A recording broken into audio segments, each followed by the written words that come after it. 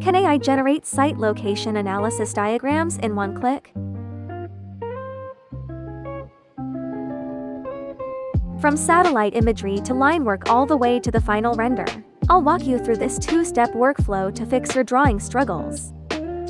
Let's capture a satellite image on Google Maps, then start completing all the following operations with Conv.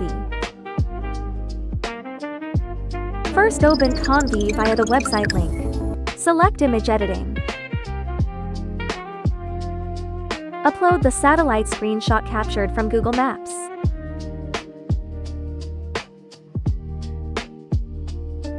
Type a brief prompt to define the line layers you need. Set your preferred canvas size and resolution. Pick the GPT image to channel. Hit generate and you will get a clean line drawing. Next, turn this line work into a finished site location analysis graphic. Stay within the image editing tool. Drag your newly created line art into the upload panel. Input the prompt below. Important note: I've prepared two separate prompts for white background and black background layouts. Configure your settings as before and then click Generate.